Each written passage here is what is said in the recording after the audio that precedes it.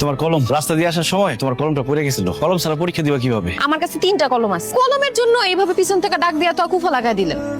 আচ্ছা শিমুল ভাই, আপনারা সব সময় দেখি যে রাস্তাঘাটে দাঁড়ায় থাকেন, আবার স্কুল কলেজের সামনে দাঁড়ায় থাকেন। আপনি কি কাজ কাম কিছু করেন না? আর কাজ কাম করে খাওয়া মুখারে, ঘরে তো আর বউ নাই। মনের মতো একজনকে বিয়ে করে ঘরে তুইলা তারপরে কাজ কাম করুন। কাজ কাম না করলে ভালো কোনো মেয়ে আপনারা বিয়ে করবো? বেকার ছেলেরে কোনো ভালো মেয়ে বিয়ে করতে চায় না। চুপচাপ পড়তে থাক, আমি ধরে বাতাস করতে থাকি। মা তুমি না। ময়না ফ্যানের জন্য ইলেকট্রিক মিস্ত্রি নিয়ে আসছি।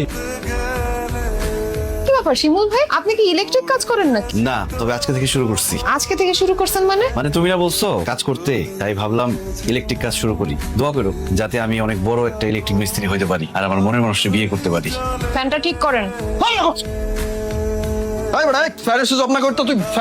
কারেন্টের শখ খাইছি। কাজ না শিখে কেন কাজ করতে আসেন? এখন যদি কারেন্টের শখে আপনি মারা যেতেন। হোঁচট না খেলে হাঁটা শিখা যায় না, এমনি কারেন্টের শখ না খেলে ইলেকট্রিক কাজ শিখা যায় না। এই, থাক থাক, আপনি ফ্যানে হাত দিয়েন না, আপনি সরেন। কি ব্যাপার শিমুল ভাই, ফুল হাতে নিয়ে কার জন্য দাঁড়ায় আছেন? ও বুঝছি, প্রেমিকার জন্য না। যাক, আপনারও তাহলে প্রেমিকা আছে, যাই না, ভালো লাগলো। তাহলে তাহলে এত দূর। কি যে কম হয় না, এই ফুল তো তোমার দেওয়া লিগে আছে। আরে ফুল দে দে।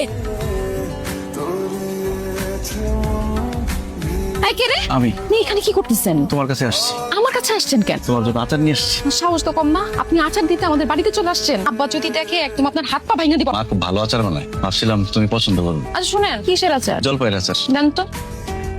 তুই আচার পাইলি ভাই? তুমি বানাইছিলে না আচার? ওইটাই তো খাইতাছিলাম আর পড়তাছিলাম। আরে আমি তো অনেক দিন হলো আচার টাচার বানাই না। বানাইছিলা, তুমি মনে হয় ভুলে গেছো। আমার পড়তে দাও তো, জরুরি পড়া পড়তাছি, পরীক্ষা। আচ্ছা ঠিক আছে, তুই পড়। তুই যদি কইতে না পারস তাহলে কইলাম আমরা ময়নারে কই দিমু যে তুই ময়নারে ভালোবাসো। তাও কই দেবো না, আজকে আমি নিজেই ময়নারে আমার মনের কথা কয়ে দেব।